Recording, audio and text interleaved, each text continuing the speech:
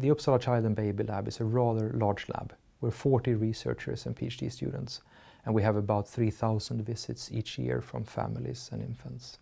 As we're a rather big research group, we do research in many different domains of child development. Now in infancy, we focus a lot on social cognition in infancy, perception and attention. Later on in life, it becomes very important with executive control functions. Attachment is something we look at quite a lot, and we also look at different clinical groups, children with ADHD or an autism diagnosis. One of the core questions that we're interested in answering has to do with the social development early in life, how infants come to understand other people and the actions they perform. Now we have an idea that the infant's own motor development is very important here. So when an infant starts to actively explore the environment and learn to move around and handle their own body, they also learn about other people indirectly. And this connection between one's own motor development and active exploration and cognition, and particularly social cognition, is one important area of research. Well, doing research with infants is tricky, as is all research, I guess. But the particular challenge of working with young humans is that we can't really give them instructions. And we can't really ask them questions and expect always to get a very good answer back, particularly when we deal with infants. So we need to find situations that are playful and meaningful for the child, so that the child, him or herself, wants to participate.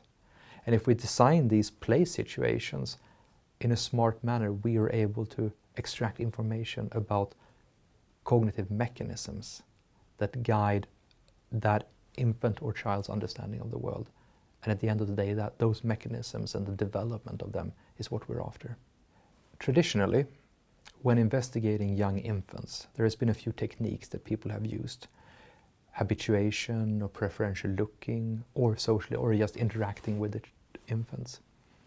Now all of these are good, valuable methods, but they also carry limitations. And one of the limitations is that you get very little data. So an infant participating in an habituation paradigm, you only get one data point, whether they dishabituate or not.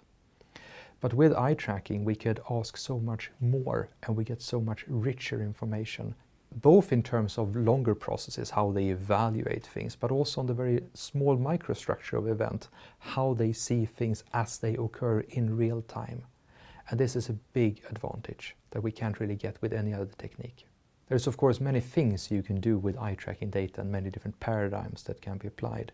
But there are two particular paradigms that we've focused on that have given, we think, unique insights.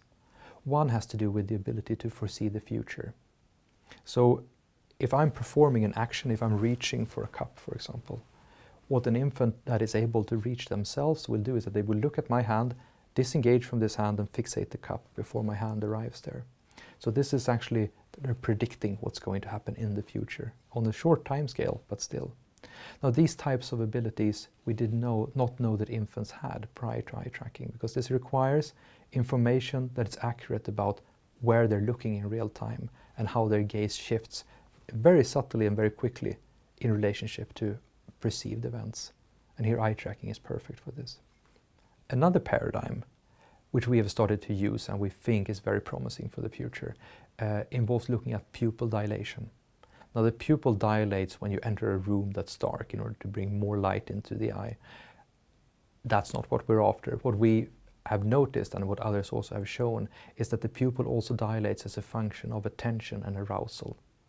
So by presenting something that is cognitively challenging or surprising to an infant, we're able to record that surprise reaction within the infant just by recording fluctuations of the pupil. And this, I think, opens up for a lot of new interesting studies. And this is something we've just started, but this has the future, I think.